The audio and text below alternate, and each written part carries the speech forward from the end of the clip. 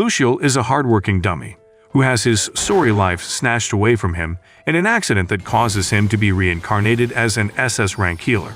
He is reborn with overpowered skills that attract sexy divas to be part of his harem. Before this happened, Luciel was excited at hitting his sales quota, which would make him get promoted for sure.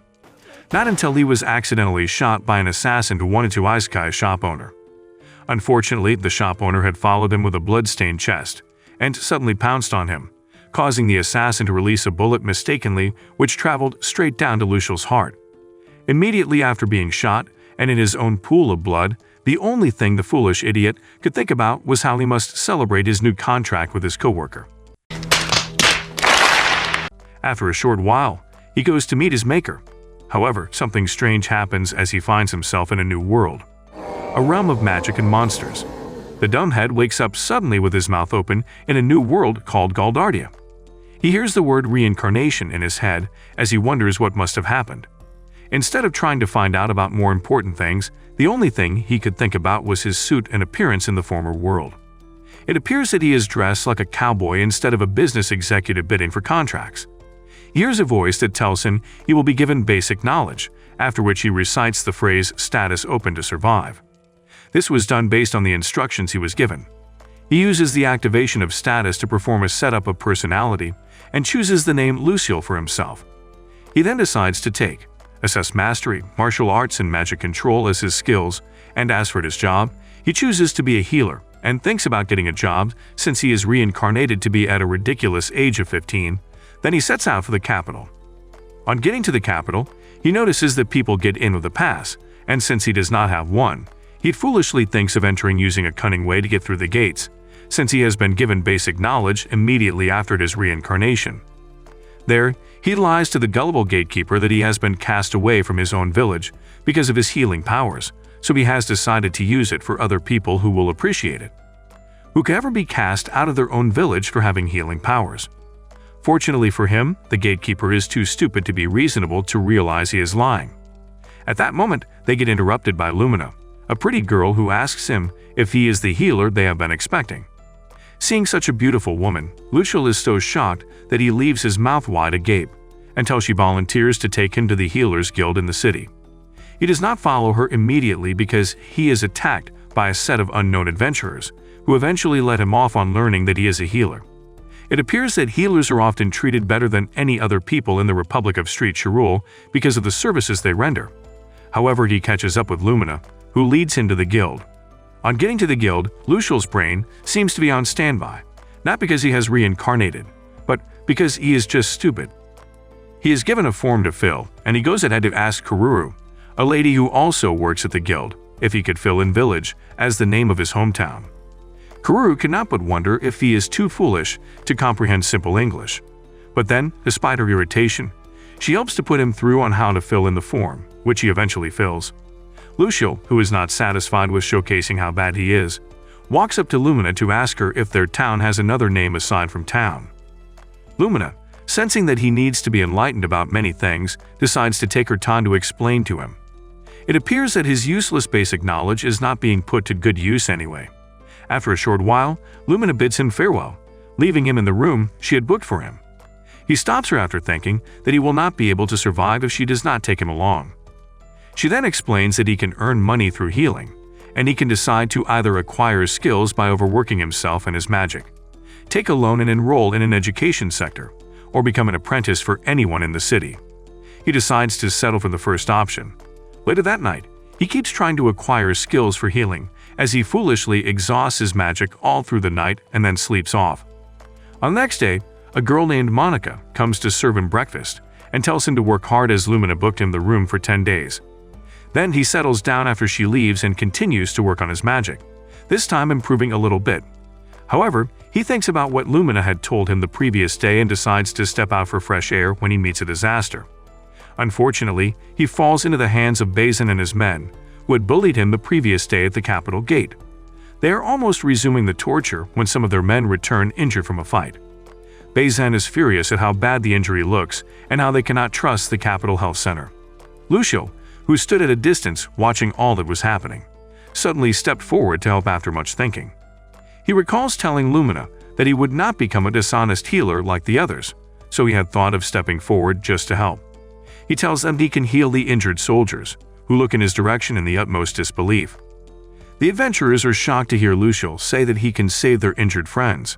However, when they give him an opportunity to help, he steps forward and tries to heal one of them, but he fails on the first attempt. The gaze Bazin gives him on failing makes him want to piss his pants. He begins to panic but summons the courage to try again, and on the second trial, he is able to heal one and many others until he slumps on the last attempt. This is because he had exhausted his magical chances. He feels rather sad about not being able to heal the last person, but remembers one last voice of the adventurer telling him that he had tried his best as he was seated on his bed that night.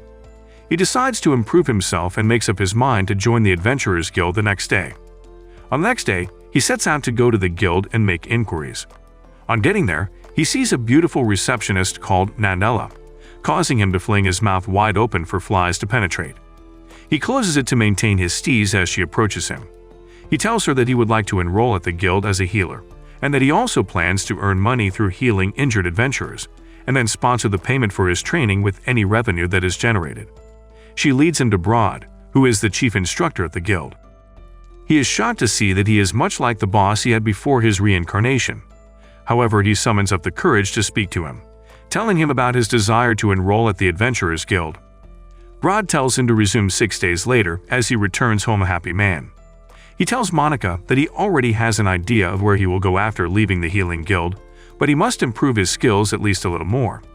She tells him to take her on a date if he is able to get to level 5 before he turns 20, as he opens his eyes wide at the thought of a date with a woman. Foolish Luciel is then encouraged to work hard. After a week, he was ready to enroll at the Adventurers Guild, so he bid Karuru farewell and left the motel. It is the beginning of a fresh start for him as he walks towards the Adventurers Guild. Everyone stares at him as he makes his way to the counter where he sees another lady other than Nanella, and remarks that all the women in that world are beautiful.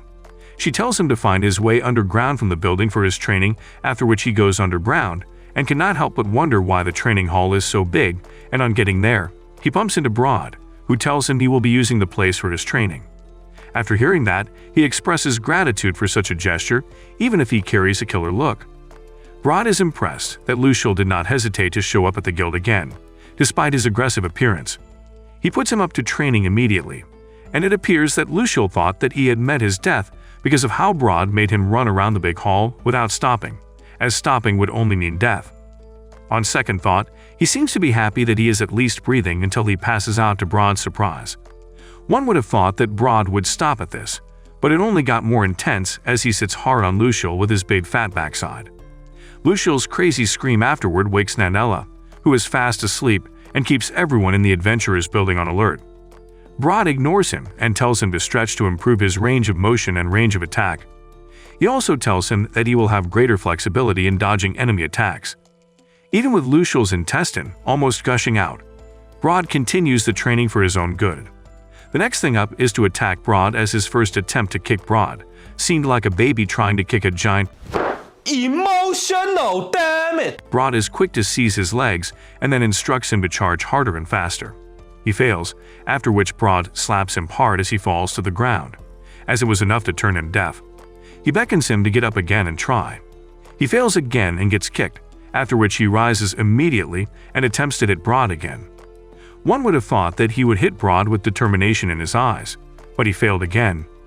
Broad advises him to keep trying and never try to use things he has just learned in a battle, as he must repeat every single thing until it becomes his second nature. Also, he tells Luciel to watch and learn, and then try it out on him. It seemed much more like his former world, where he would follow co-workers around just to learn by example. Broad cuts the conversation and tells him that it is time to move to the second round of the training. Luciel's eyes turned blue on hearing that there would be a second round. He was fatigued and was at least not expecting any further training for the day. It was like Broad had scheduled a death plan for him.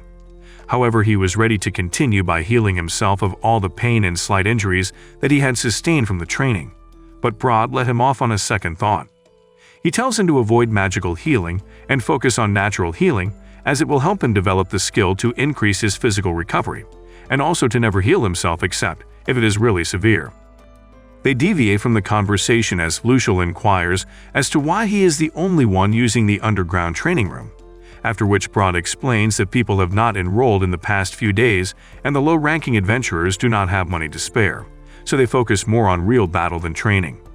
He is moved to compassion by this, and he says he will save his powers only for the adventurers. However, this does not sit well with his master, who tells him to heal whoever needs it, regardless of their race. Just then, a girl comes in claiming to have been bitten by a forest wolf. She had been skeptical about coming even if she was told that he would do it for free, as the other healers had been too proud and demanding. Lucial rushes towards her to her surprise and heals her immediately. He did not only stop at that, he asks if anyone else is injured, after which they all begin to reveal their wounds for healing. Later that evening, Broad tells him that he is going to be very busy as a healer, but he is worried because he can only heal for a period of time until his magic runs out. Broad then advises him to use his powers until he is almost out of magic to build his strength like they had done earlier that day. Broad tells him to move to the guild, but he is very shocked at the gesture and quickly declines, saying he does not have enough money. However, he is told that he will be staying for free and will also be entitled to 3 square meals a day, as his survival rate needs to be increased for inexperienced adventurers because he is too skinny. Broad commends him that evening and says the world would be a better place if there were more healers like him. He switches again from an emotional moment to prohibiting him from leaving the guild during his training. The thought of being trapped at the guild until his training gets completed almost drives him mad. However, he had no other choice as there was nowhere else to go, but instead of devoting all his time to the guild, he asked if there could be a 1-month commitment, after which Broad agreed immediately. He is to work hard for a month until he is ready to train. On the next day, he goes to take a bath and foolishly turns a full bucket of water on his body, at once causing him to shake like a jellyfish in reaction to the cold, until Broad throws a packed cloth at his head and tells him to get dressed and report to the cafeteria immediately. He wonders where his old clothes were thrown as he checks out the gross clothes he was given by Broad. Nanella then approaches him, thanking him for taking care of the adventurers. Broad had sent her to wash his clothes, which made Lucial very happy. However, he changes his mind and says that he cannot let someone as pretty as Ella do his laundry. She ignores him and insists on doing his laundry as he expresses his gratitude and promises to help her if she ever needs anything. On getting to the cafeteria, he is reminded of the office get-together as Broad calls his attention to a separate table. Lucial is shocked to see so many delicacies on the table and wonders if they were throwing a party. He is even more shocked to his bones when Broad tells him that he will be finishing all the food and then will be returning to the basement after. It seemed like Lucial would die the next day because of how gigantic the meat that was served appeared. However, this also happens to be a part of his training. On getting back to the basement, Broad shows him to his room and tells him to get plenty of sleep as he will be busy from the next day. However, after Broad leaves, he tries to get some sleep but soon jumps out of bed because he is unable to sleep. He checked the time and was almost raving mad at the thought of going to bed at just 7 p.m. in the evening. He then decides to master his skills to boost his levels, since it is so hard for him to fall asleep. Foolish Lucial eventually falls asleep when it is morning, and as a result of this, gets woken immediately a few minutes after he had just fallen asleep. He was led to the cafeteria, where he would take his meals during his training. It is at this cafeteria that he is introduced to Gulgar, a fat chef who works at the place. Lucial immediately pictures him to be a fat bear and unconsciously calls him Bear, asking to know his race, but much to Lucial's surprise, he tells him that he is a proud wolf folk. Just after the introduction, he serves Lucial a disgusting drink, which is to improve his power. He is almost losing his mind but still gulps down the drink with perseverance. Broad is impressed as well as Gulgar, since no one ever tries to gulp down the substance in history. Foolish Lucial, who should have focused more on the training, boasts that he would hit Broad on the second attempt. This in turn makes Broad very happy and then tells him to bring it on. Lucial immediately feels like he has just opened the gates of hell by boosting Broad's morale. However, just as they were about to get into something, a girl and her guild member interrupt the session as she reports of getting bitten by a were-rat, and would be delighted if she got healed. Lucial heals her without delay. It is at this moment that he sees something watery drop, and then looks up to see that she has just moved to tears, having been healed. They are delighted that Lucial did not draw a line between human and beast, so the girl flings herself at Lucial, who stares at the others in bewilderment. They ask if they could come if they get injured again, and Luciel says they can come. However, just before turning to go, a guide who had accompanied the injured girl walked towards Luciel to commend him for being able to persevere in training with the mad Broad, who changes at intervals. Other adventurers usually avoid training with Broad because of how hard his sessions seem to be. Later that day, Luciel was served another full cup of the disgusting substance X after his normal meal, since he wanted to grow stronger as fast as possible. On leaving the cafeteria for his room, he observed that everyone who had locked eyes with him kept running into hiding. This is strange to him as he thinks that he is being watched, since he trains from 7 a.m. in the morning to 7 p.m. at night, eats 3 square meals daily and also practices his magic control and handling later at night. All of these make him feel a sense of improvement as he slowly closes his eyes to sleep. Meanwhile, on the next morning, he tells Broad and Golgar that it feels like a bunch of people have been watching him recently. However, as they turned away like sinners on hearing this, it appeared that they were behind the trail. Luciel demands to know why they have asked the whole building to keep an eye on him, and Broad says that they are afraid that he might run away, and if that happens, it means that people who are trying to become adventurers who weren't born into wealth, and then take up dangerous missions to sustain severe injuries just to pay the guild will die from serious pain. They cannot afford to lose the one and only honest healer they had found. Luciel then figures that they will never be able to get their injuries treated if he ever leaves and their fate is right in his hands. However, he reminds Broad, who frowns, that he had only agreed to stay for a month, and then leaves after promising to drag the other adventurers to the cafeteria to drink the disgusting substance X, alongside Broad, who grins with his ugly teeth open on hearing that he will also be forced to take it, since he is the instructor. Everything keeps going rather smoothly, and so the months start flying by as Luciel begins to make more friends from healing. He can only hope that this gets him accustomed to adventures. Also, he starts doing more target practice with Broad's help. He still appears to be lagging behind even if he is getting stronger. However, he keeps trying hard as the cup of his substance X keeps getting bigger and more bitter. He soon completes his training for a month and wishes to continue, but he must return to the healer's guide to pay his offer. On hearing that he would stay to train if he had enough money to pay for his offer, and to also sponsor his training, Broad rewarded him with the exact amount of coins to cover his offer for a year and to sponsor his training further.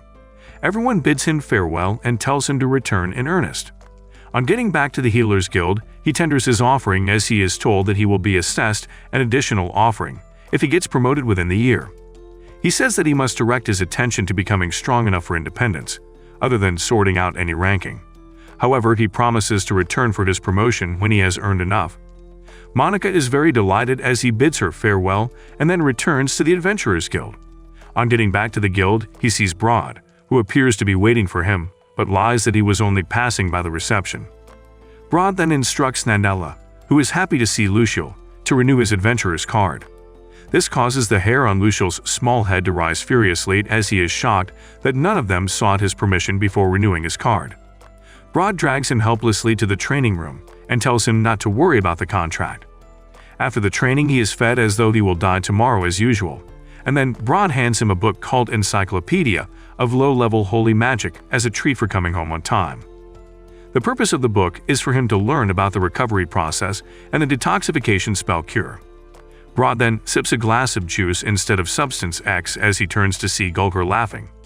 He scolds him immediately for the sadist that he is and to also dissuade Luciel from thinking he is nice. Broad exits the cafeteria after instructing Luciel to join him for the evening training. He is forced again to drink Substance X, which almost ruined his sanity, and with this, he appears over-energetic and ready to challenge Broad, but with the intention of knocking him out, not that evening, but next year. After working hard for months, he is given a free day off work for a day, but Luciel does not really know what to do with this free day, as Broad tells him to visit the butchery as it will keep him from being bored. On getting to the butchery, he meets with a butcher who introduces himself as Galba, and also a brother to Golgar. It is at this time that Luciel notices the resemblance. Galba brings out a very big bear from a small bag, much to Luciel's surprise. He explains that the bag is a magic bag that can size numerous monsters. After that, he took out his knife to begin the butchery. Luciel watches him as he effortlessly cuts through the big animal. In a minute, he had already divided the parts to be sold to other guilds in the city and for personal consumption. Meanwhile, he brings out a rabbit and tells Luciel to try butchering it. Brod had sent him to a butchery for personal development and to study the weak areas of monsters. Lucio's butchery session ends in disaster as he is covered in blood, nauseated, and enveloped in guilt. He goes to wash his hands in the yard, where Nanella comes to see him. She comforts him and tells him how hard it is for other adventurers whenever they isekai monsters. He is relieved when she holds his hands and asks her to stay a bit longer after making her intentions of showing gratitude for all he had done for them known. Later that night, he eats the rabbit he had butchered and finds out that it is very delicious, only for the moment to be ruined by Substance X. On the next day, he is given another day off as he begins to improve himself and also works really hard. On a fateful afternoon, he bumps into Melina, Murnell, and Nanella, who claim that Brod had sent them to enlighten him.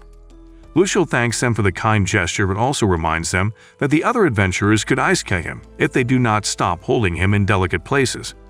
However, they just ignored this and dragged him off to the library. On getting to the library, each of them shows him the book they have gotten to help him improve. However, he only chooses Nanella's books, causing the rest of the girls to excuse them. Nanella teaches him a few things about the town. Months passed as he kept training, treating wounds, having study sessions, and running random errands. Half a year has passed, and he has improved to a certain level. On a fateful day, Murnell and Melina, who never stopped being extra around him, begin to disturb him in the study as usual. They both looked into a book with him, not hesitating to rest their large cannons on his poor shoulders as they pried into his business. Lucio could not breathe as he managed to ask for a little space. It is at that moment that things get worse. They rub their bodies against his and protest that they were only trying to be nice, after which they notice that his clothes do not fit him perfectly. His shirt appeared too tight, making him look like a princess. Nanella comes to save him from the two girls, claiming that she had been assigned to take him outside the guild to get new clothes. He is able to get new fitted clothes as Nanella tells him that Brod had paid for them all. On returning to the guild, he hears the terrific noise of a voice that sounds familiar and rushes to the place immediately, only to find Monica lying in a pool of blood. He quickly gets her to the guild alongside Nanella and takes her test after successfully healing her. The moment Monica opens her eyes, he explains everything that has happened to her, and then she confirms that a healer is after her life for objecting to selling people who have been healed to slavery in other countries because of their failure to pay for treatment. Lucio advises that she stays in the Adventurers Guild for the time being to avoid getting into danger again. She decides to stay at the guild and keep working as a receptionist, while the assassin is later apprehended, however, not revealing the healer that had sent him. Meanwhile, as it became a full year, Lucio decides to leave the guild for a while as he will return to training harder. He returns to the Healers Guild on the next day to stay there for a while, but meets a rather annoyed receptionist in the person of Kururu, who would prefer that he had not returned. Lucio is quick to understand that she had been left alone ever since Monica's departure, and she confirms it by saying that she had not been able to hire anyone else, which had made work tiring and very complicated for her. Despite being sorry about this, he enjoins her to be happy that Monica is at least safe. She then loosens up and attends to him, asking for his card. She screams in shock on finding out that he had been engaging himself in strenuous training as a healer. Lucio tries to assure her that he has control over what he is doing, and it is not enough to take his life, and besides, all the effort is for him to improve. They are interrupted by the unannounced visit of Brod. He comes forward and drops a huge bag of coins for Kururu, claiming that it's the pay for Lucio's work for a year. He says he will pay another year's fee just to have Lucio. Kururu releases Lucio to Brod immediately, who in turn takes him to the Adventurers Guild. On getting to his room at the Adventurers Guild, he checks out some books he had gotten to study, which are to help him to improve his healing spell. Brod comes into his room and summons him to the cafeteria. Meanwhile, on getting to the cafeteria, he has prepared everyone to welcome Lucio with a toast of juice, except that Lucio has to make his own toast with Substance X. He ends up cursing everyone in his heart and wishes that they had made their toast with the same substance. After drinking the substance, people began to avoid him as he reeked of a bad smell. However, Bazin and his friends approach him to tease him as they ask if he is attracted to boys instead of girls, since he had not been caught making advances towards anyone except for being engrossed with training. Lucio defends this by explaining that Brod is bound to slit his tiny throat if he is caught flirting with any girl that works at the guild. Monica asks him to tell her about the situation at the Healing Guild that she had left, as he states that Karuru is finding it hard to adjust to her absence. However, she is quick to cheer up as she has stayed safe at the Adventurers Guild and is also able to make new friends. She thanks Lucio for saving her life as he tries to touch her left cheek, but retrieves immediately and composes himself, drawing the attention of Bazin and his friends. Meanwhile, while a fun moment was going on at the Adventurers Guild, Bakuli, the head healer, and the one who owns the largest clinic in the city through illegal wealth, holds a meeting with his workers who report the new development that is being made by Lucio. This makes him very angry as he sets out to visit Lucio in person. After a while, he storms into the Adventurers Guild, scaring everyone there and heading straight towards Lucio, whom one of his workers had pointed out to be the new healer. Bakuli introduces himself, and it is at that moment Lucio found him out to be the healer who had tried to harvest Monika's life. This annoys him, but he tries very hard to hide his irritation. Bakuli cajoles him to stop helping people for free and come to work under him instead. This sounds ridiculous, as Lucio declines almost immediately without much thought. This hurts Bakuli, who screams and rants on and on like a madman. His ranting gets worse when Lucio points out his wrongs. He quickly instructs one of his men to send Lucio to the depth of Hades right there and then. However, Brod stops them before they can make any silly move, and he causes them to run off like toddlers, including the almighty Bakuli, after scaring him to death just by appearance. Lucio thanked Brod for saving his life, but little did he know that, aside from Bakuli, some troublemakers had been after his life, but he was not bothered because he had not done anything wrong in the past few days. However, Brod sees the need to train him harder so that he can defend himself if trouble arises, also because of the fear of the fact that dangerous people could come to him just to gain favor with Bakuli. He gets him into severe training and advises him never to check his performance level until he is asked to do so. This is to keep him focused as it will get harder. Lucio is required to take larger doses of Substance X and to also train twice as hard as he had been training, and that is how he spends 6 days a week in his new world. He spends the day of wind and sun on martial arts and fighting, the day of water on spearmanship, and many more on different training activities. Meanwhile, at his clinic, Bakuli is very angry to find out that Lucio charges 1 silver coin for 1 hour of treatment, which presents Bakuli as a greedy healer because of his exorbitant price. He tears the news report immediately and soaks his writing material into an ink of wickedness, hence writing a letter to the administrative head of healers. In the letter, he cunningly requests that Lucio be transferred to a town where healers are needed, since he is very talented because he is charging a very ridiculous rate in their town and also affecting his own business, after which he laughs very hard, giving him a madman's vibe. It had been 6 months since Bakuli's confrontation with Lucio. Meanwhile, the letter is still being processed. Lucio, on the other hand, is experiencing maximum growth and also eating a healthy diet. Golgar says that it would be hard to recognize him as a healer as he is getting to look more like an adventurer in shape, as Lucio and Brod speak about how intense their sword training has been in the past few months. This has left Golgar's mouth wide agape as he cannot expect less from a demon instructor and his meso-zombie pupil. Lucio protests being called a meso-zombie, while Brod claims to be a very gentle teacher. Nandela interrupts their chit-chat by bringing a letter to Lucio. It appears that the Holy Church of Shirul, which serves as the guild headquarters, had sent the letter. He reads out the contents of the letter, which has it that he has been summoned to work at the Holy Shirul Church headquarters. They request that he transfer in the 6th month of the year.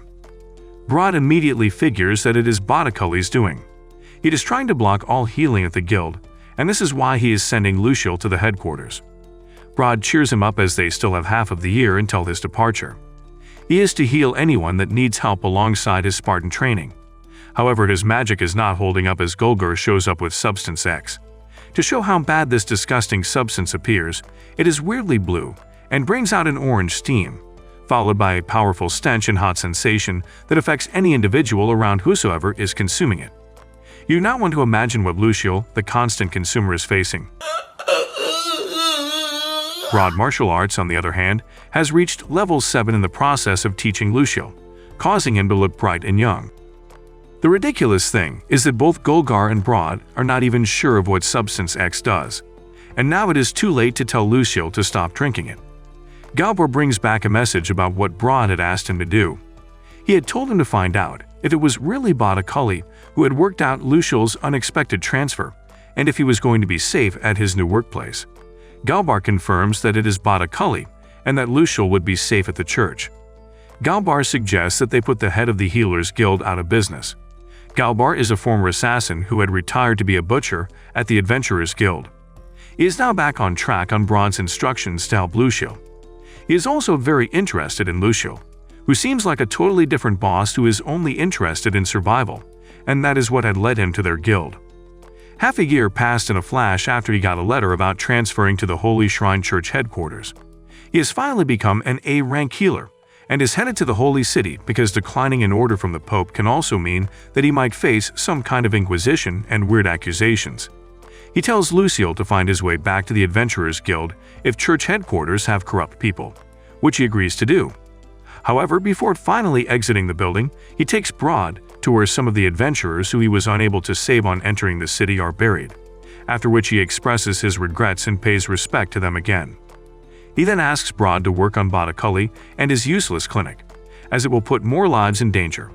Also, he cajoles him to start training rookies so that there will be fewer injuries. Broad asks for his reason for such a request, as adventurers are responsible for themselves.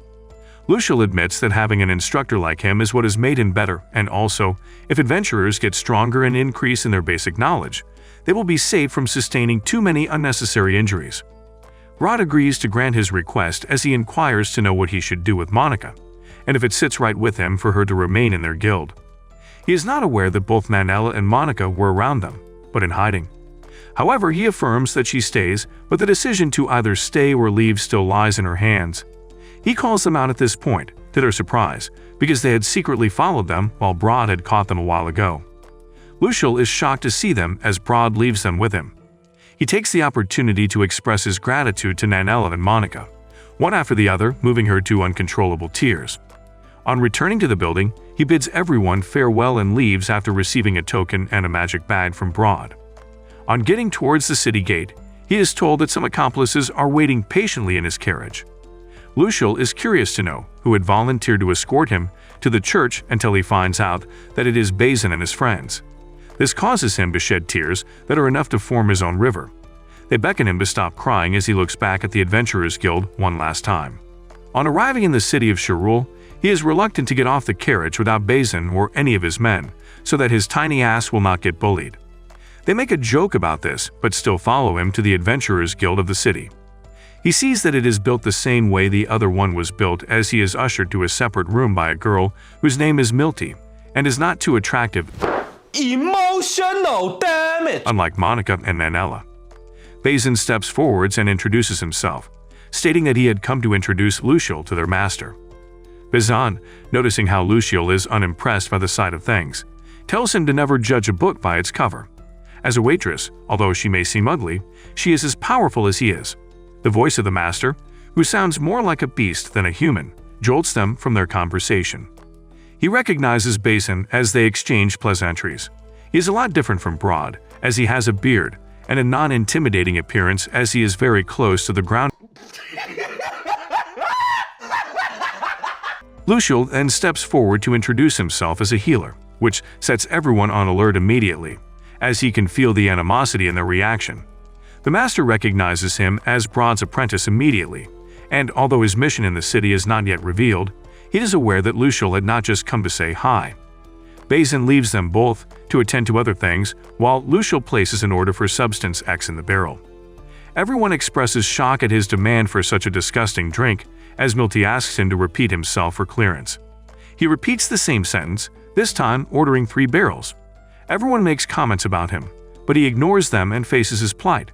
And it is a plight because Substance X isn't soothing to the stupid Luciel either. However, he is served just a full cup of the substance because the master is skeptical of him being able to handle it. He, including everyone, was bewildered as he gulped down the substance without stopping halfway or throwing up. This convinces the master, who prepares 3 barrels of the substance for him at once.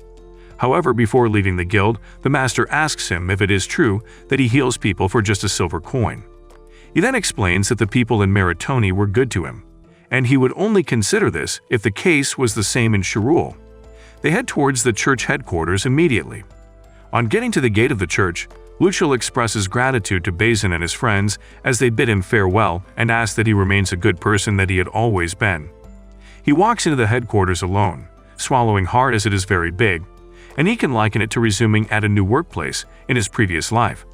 He is welcomed by two receptionists who lead him to the supervisor, whose name is Granhard, and is also the priest of the church who had summoned him to the headquarters. The priest leads him to another chamber of the building using a magical elevator. He explains that the elevator is used to keep unknown people from entering the church, but Luciel thinks it is otherwise.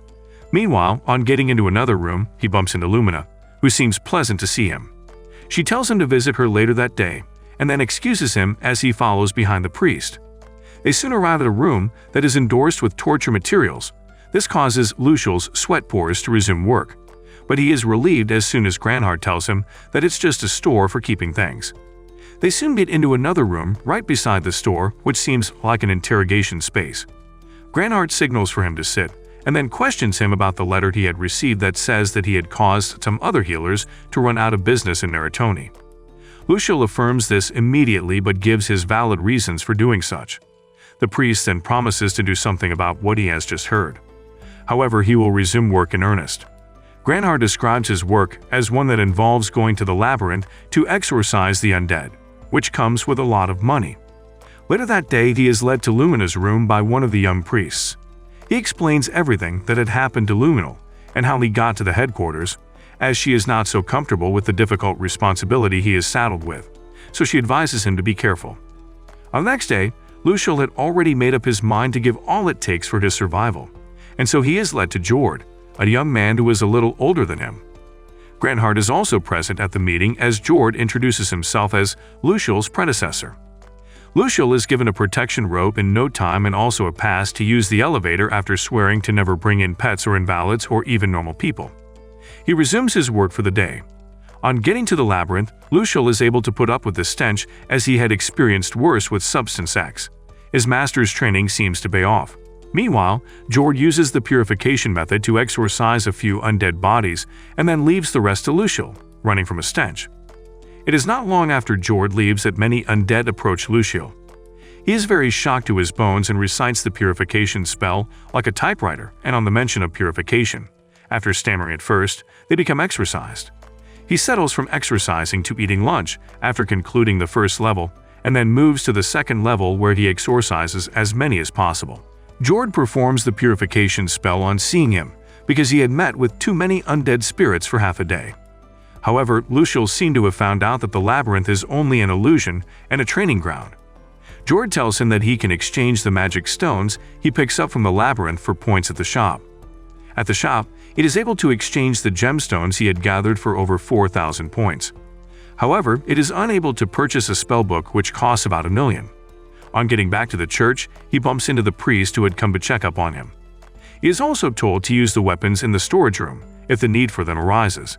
He is given a clerical robe and told to eat at least 3 square meals per day. The priest rants on until Luciel gets tired of listening to his croaked voice. He is happy when the priest eventually leaves. On the next day, he reports back to the Labyrinth, and that being his second day at work, he is determined to take down as many undead bodies as possible. He comes across zombie knights and archers and slashes through them in no time. Luciel keeps exploring bit by bit as his points begin to attain new heights. On the 10th day, he had already attained another point by cleaning up over 20 zombies. He tries to find the staircase leading to the next level, but he is transfixed when he sees a strange door that looks like the boss room. But he does not explore any further as he returns for the day. The boss room is later explained to him by Jord as an abode for a large group of zombies and their king, and even Jord has stopped at the front door of the room before passing the assignment down to Luciel. On the next day, he foolishly goes to the Labyrinth to ambush them without doing his research and almost gets killed in the process. However, he manages to take down every single one of them, including their boss, who is called a White, even without his magic. He packs all the gems he can get to Catalia for exchange.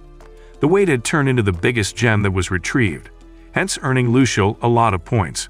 Catalia, who is shocked that he is able to retrieve the White's clothes and powerful weapon, takes him to their female pope, who blesses him with a sack to accommodate anything he decides to carry in the world in return for the clothes and weapons that were retrieved.